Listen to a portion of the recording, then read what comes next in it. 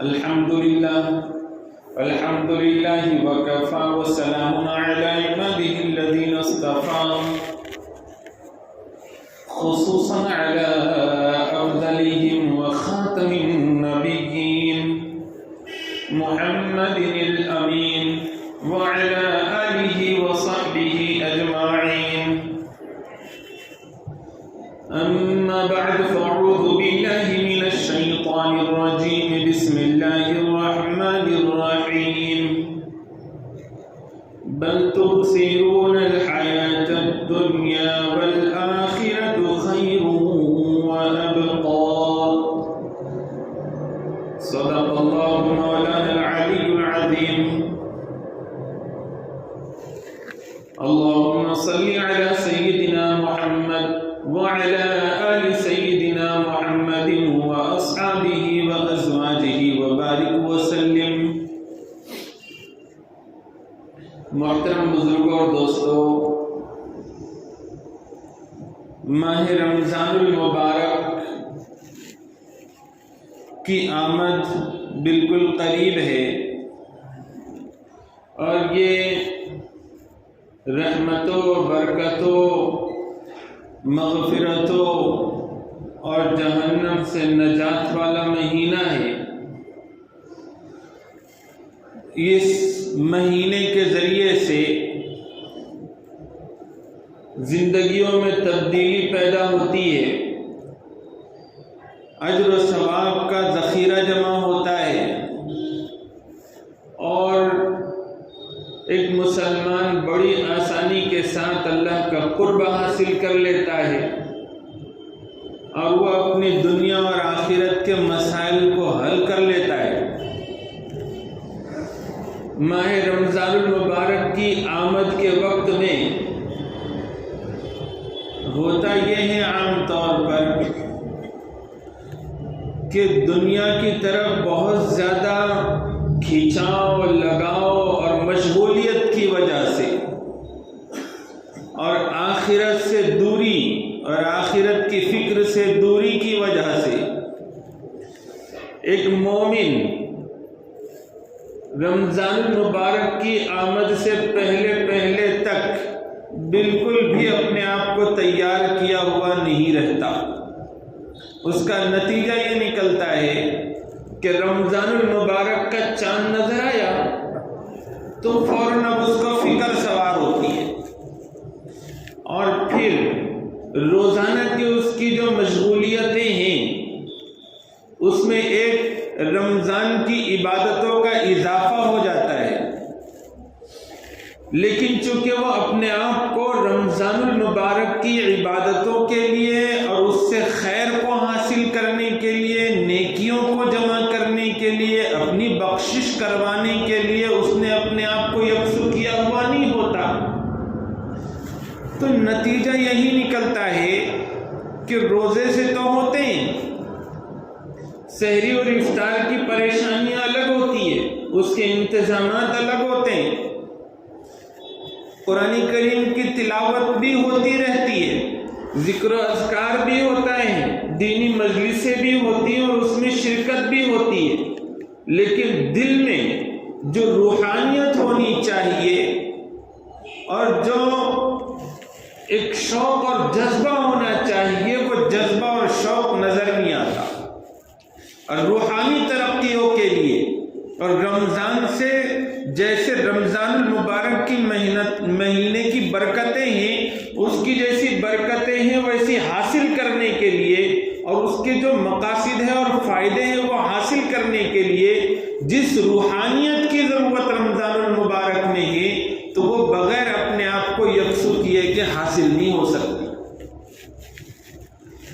رمضان المبارک کا مہینہ اگر خیر اور خوبی کے ساتھ اور اس کی قدردانی کے ساتھ گزرے گا تو حدیث پاک ہے کنز العمال کی کہ حضور صلی اللہ علیہ وسلم نے فرمایا کہ مسلمان جب تک رمضان المبارک کی قدر کرتے رہیں گے وہ ذلیل اور رسوا نہیں ہوں گے.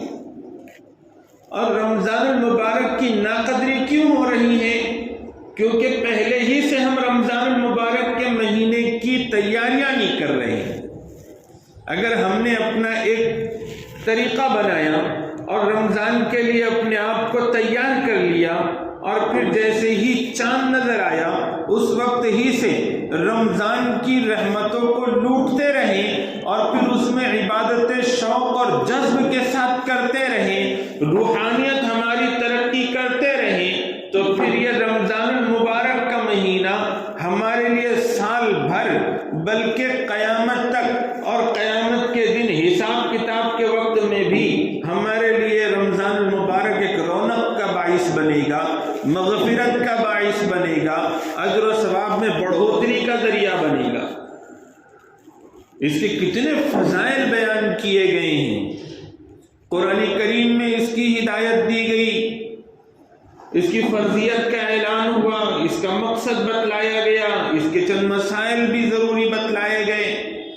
احادیث میں بے شمار فضائل ماہ رمضان المبارک کے بتلائے گئے، لیکن ہوتا یہ ہے کہ ہم لوگ رمضان المبارک کی آمد تک بس دنیا ہی مشغلوں میں ہی مصروف رہتے ہیں، اور اس کے آنے سے پہلے اپنے ذہن کو، دل کو اور اپنی ایکٹیویٹی کو، اپنے بدن کو، اپنی محنتوں کو رمضان کی تیاری کے طرف نہیں موڑتے، تو پھر اس کے فائدے حاصل نہیں ہوتے۔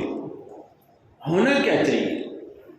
ہونا یہ چاہیے کہ ہم نے رمضان مبارک کی آمد سے پہلے ہی ہر لحاظ سے رمضان سے فائدہ اٹھانے جیسا اپنے آپ کو بنا لینا چاہیے۔ یہ دنیا ہے اور دنیا کے مقابلے میں آخرت ہے، دنیا میں بھی ایک دنیا کا ظاہر ہے اور ایک اللہ تعالیٰ کا غیبی نظام ہے۔ ہم ظاہری اسباب وسائل کو اگر دیکھیں تو پھر نہ ہم اپنے گھر میں چین اور سکون کے ساتھ رہ سکتے ہیں، نہ بستی میں رہ سکتے ہیں، اور نہ ہی ملک گیر پیمانے پر ہمارے لیے کوئی عزت کا سامان نظر آتا ہے۔ بس ایک ہی چیز ہے کہ اللہ کا غیبی نظام حرکت میں آئے اور پھر مسلمانوں کے لیے کچھ اچھے دن بھی آئے، اور یہ ہر مسلمان اس وقت میں محسوس کر رہا ہے کہ حالات کتنے بگڑے ہوئے ہیں، اور کتنا مسلمان ہونے کے باوجود بھی منہ کی کھانی پڑ رہی ہے۔ اب اس کا ظاہر سا علاج یہی ہے کہ اللہ تعالیٰ ہم پر خصوصی رحمت بھیجے، اللہ تعالیٰ ہمارے والی اور سرپرست ہو جائیں، ہمارے کام بنائے، تو پھر ہمارے کچھ کام بن سکتے ہیں۔ دنیا سے آخرت کی طرف ہم اپنے آپ کو جب تک نہیں موڑیں گے اور دنیاوی مشغلوں سے نکل کر ہم اللہ کو راضی اور خوش کرنے والے کام جب تک نہیں کریں گے، اس وقت تک یہ حالات بھی بدلنے والے نہیں۔ ان حالات کو بدلنا ہے تو اس کے لیے اللہ نے خصوصی موقع عنایت فرمائے ہیں۔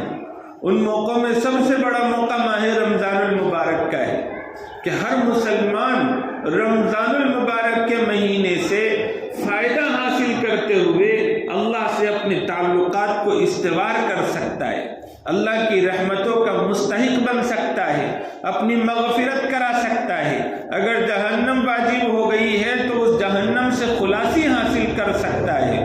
اسی طرح سے دنیاوی اور اخروی مسائل میں گھرا ہوا ہے تو پھر ان مسائل سے اس کو چھٹکارا مل سکتا ہے، تقوی جیسی دولت وہ حاصل کر سکتا ہے، اپنی ظاہری اور باطنی زندگی کو روشن کر سکتا ہے، پرسکون بنا سکتا ہے۔ بھلا کس کو نہیں چاہیے یہ چیزیں؟ اللہ بھی خود قرآن کریم میں شکایت کر رہے ہیں بندوں کی، بل تؤثرون الحیات الدنیا، کہ حالت یہ ہو گئی ہے کہ تم دنیا کی زندگی کو ترجیح دیتے ہو۔ ایسا نہیں کہ تم نے آخرت کو بالکل چھوڑ دیا ہے، لیکن جب معاملہ دنیا اور آخرت کا آتا ہے تو تم دنیا کو ترجیح دے دیتے ہو۔ یہ اللہ نے شکایت فرمائی اور یہ بھی بتلایا والآخرۃ خیر وابقی، کہ بندو آخرت اصل ہے، وہ ہمیشہ باقی رہنے والی ہے اور وہ خیر ہے، بھلائی ہے، اسی میں تمہارے لیے نجات ہے۔ تم نے آخرت کی تیاری کرنی چاہیے۔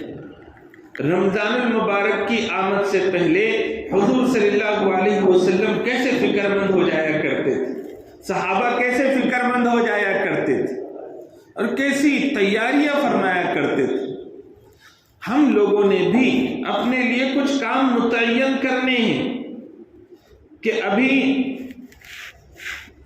20 دن سے زائد باقی ہے رمضان المبارک کی آمد کو، تو ابھی سے ہم چند کام کا اہتمام کریں گے، التزام کریں گے، تاکہ اس کے ذریعے سے ہمیں رمضان المبارک کی حقیقی رونقیں، حقیقی اس کے مقاصد اور فائدے حاصل ہو سکیں۔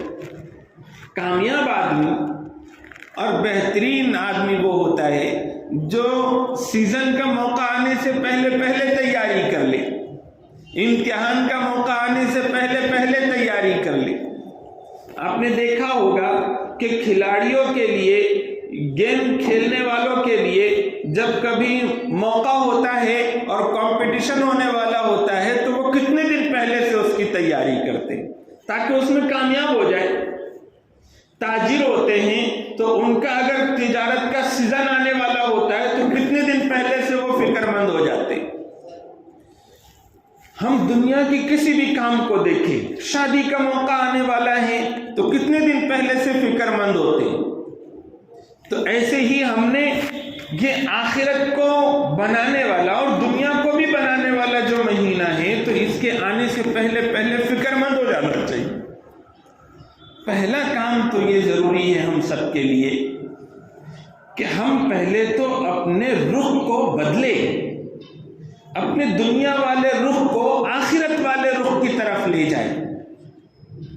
بوڑھے ہو گئے ہیں تو سوچے کہ کتنے دن کی زندگی ہے، دنیا کا گھر، دنیا کے رشتہ دار، دنیا کے تعلق والے، یہ کچھ کام نہیں آنے والے۔ اصل گھر قبر ہے، اصل گھر آخرت کا ہے۔ جنت ہمیں حاصل ہونا ضروری ہے، ورنہ تو جہنم کو ہم برداشت نہیں کر سکتے۔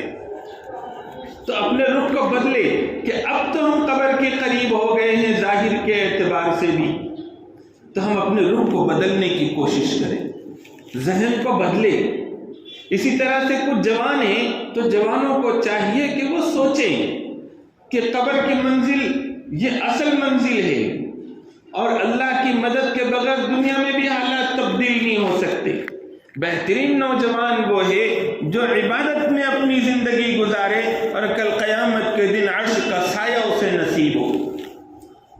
بہترین نوجوان وہ ہے کہ جو بڑھاپے کا انتظار نہ کرے، یہ تصور باندھے کہ موت تو کبھی بھی آ سکتی ہے۔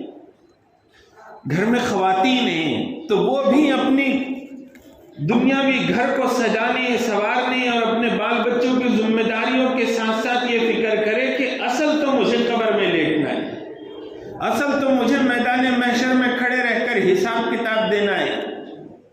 تو ہم اپنے آخرت کی طرف متوجہ ہو جائیں، اور اس کا طریقہ یہ ہوتا ہے کہ ہم توبہ اور استغفار کریں۔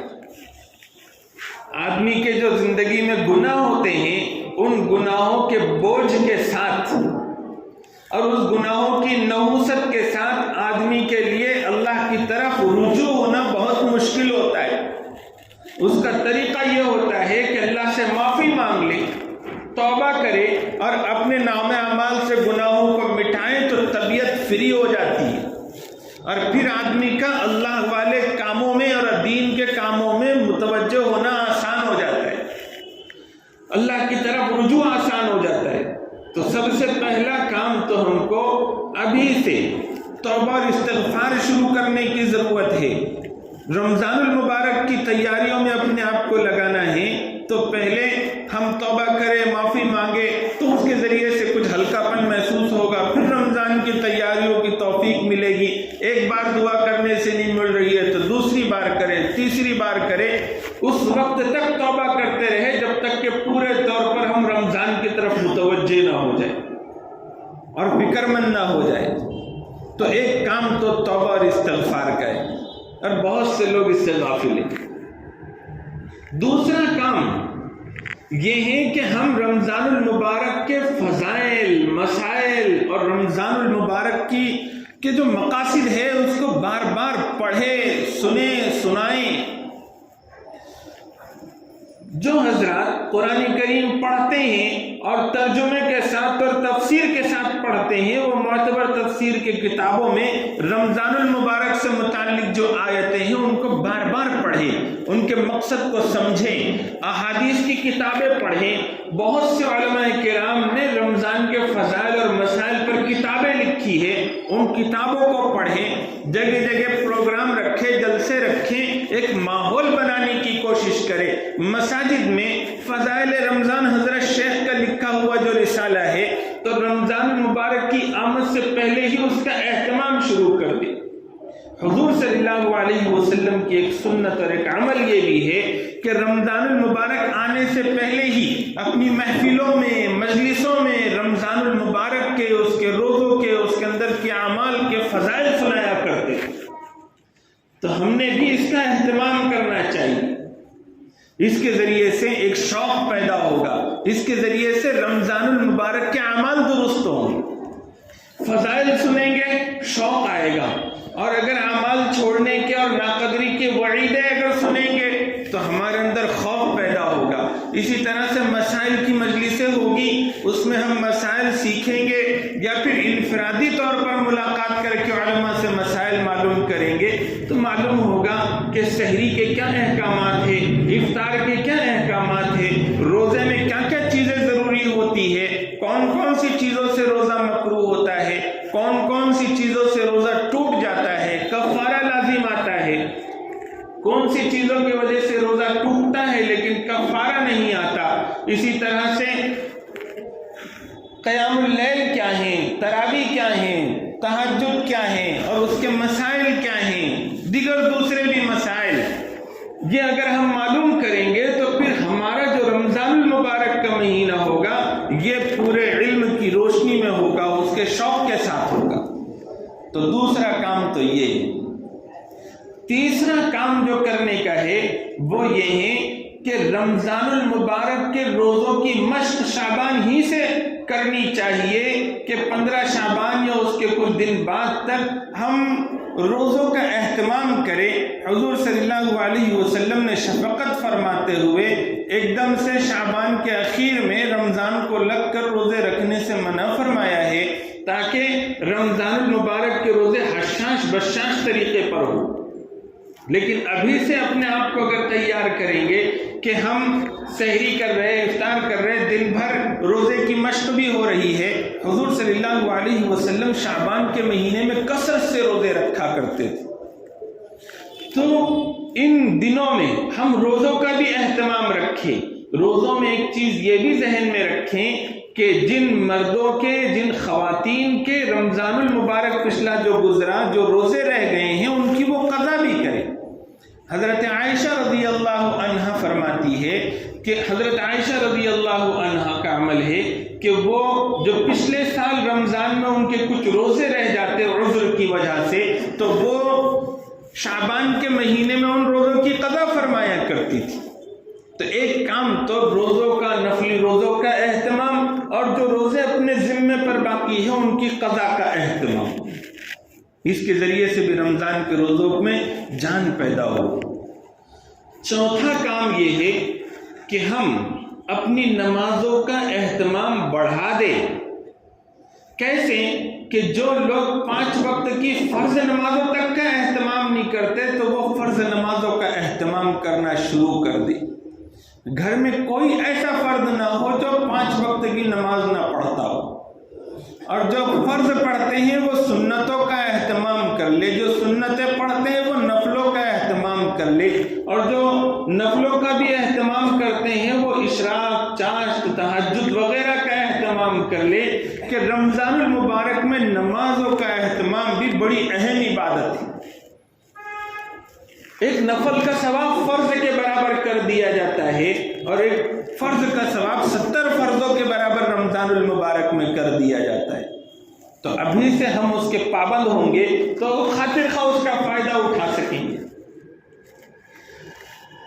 ایک 5واں کام یہ ہے کہ ہم قرآن کریم کی تلاوت کا اہتمام شروع کر دیں، کہ جن کا حال یہ ہے کہ قرآن کریم ان کے رب کا کلام ان کے پاس موجود ہے، گھر میں رکھا ہوا ہے.